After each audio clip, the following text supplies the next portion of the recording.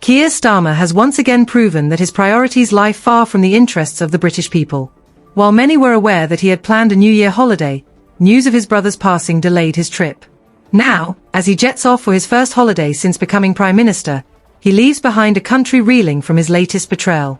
Reports confirm that Starmer has arrived in Madeira with his family, including his wife Victoria and their children, for a few days of relaxation. He travelled on a commercial flight, accompanied by his security team, but the controversy he left behind is far from relaxing for the people of Britain. The moment Keir Starmer left the country, a bombshell report emerged, exposing a shocking deal he has struck with Maes regarding Chose Island. According to the report, Starmer has agreed to pay an astronomical £800 million annually to Maes, with billions more promised in reparations. And if that weren't bad enough, Maes is now demanding even more money, exploiting Starmer's desperation to finalize the deal before Donald Trump potentially regains the US presidency. This blatant capitulation is nothing short of a disgrace, and it's the British taxpayers who will foot the bill for Starmer's spinelessness. What makes this betrayal even more infuriating is the context in which it is happening. Starmer has spent months preaching about the so-called financial black hole left by the Tories. He has slashed benefits, tightened budgets, and told the British people to brace for austerity. Yet, here he is, handing out billions to foreign nations without a second thought. How can he justify cutting vital resources at home while writing blank checks abroad? It's an insult to every hard-working citizen who is struggling to make ends meet in the face of rising costs and economic uncertainty. The sheer arrogance of this move cannot be overstated. Starmer's government has failed to deliver on promises of prosperity, security, and fairness.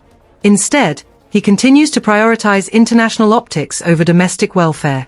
The deal with Maes is not only financially disastrous but also strategically foolish.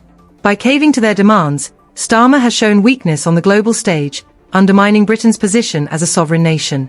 This kind of spineless leadership will only embolden other nations to take advantage of the UK, knowing that Starmer lacks the backbone to stand firm. The British people deserve answers, but instead, they get silence. While Starmer enjoys his holiday in Madeira, the public is left grappling with the reality of his decisions. The timing of his trip couldn't be worse. Leaving the country in the midst of such a scandal shows a shocking lack of accountability and respect for the people he claims to serve. His actions signal one thing loud and clear: Keir Starmer is out of touch with the struggles and concerns of ordinary Britons. The fallout from this betrayal will be severe. The Labour Party, already facing criticism for its lackluster performance, is now at risk of political annihilation. If Starmer continues down this path, it's not just his leadership that is in jeopardy, it's the entire party's future. Voters won't forget this kind of blatant disregard for their well-being. The next general election could see Labour wiped out entirely, with Starmer's name forever associated with failure and betrayal. This isn't just about money, it's about trust. The British people trusted Starmer to lead with integrity and to put their needs first.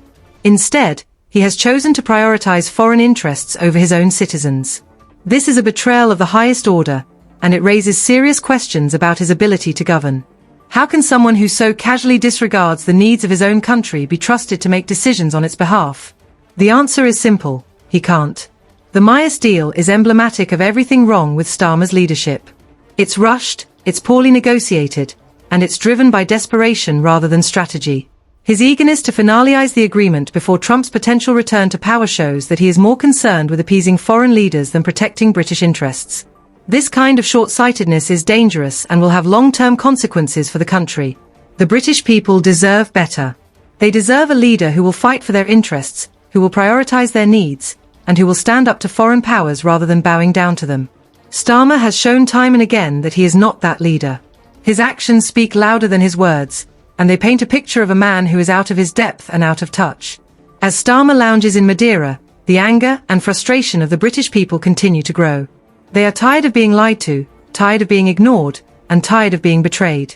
This latest scandal is the final straw for many, and it's hard to see how Starmer can recover from this. His holiday may be a brief escape from the chaos he has created, but when he returns, he will face the full wrath of a nation betrayed. The question on everyone's mind now is clear: how much more damage will Keir Starmer do before he is finally held accountable? His legacy is already tarnished, but the longer he remains in power, the deeper the wounds he inflicts on this country will become. Britain deserves a leader who will fight for its future, not one who sells it away piece by piece. Starmer has failed, and the British people will not forget.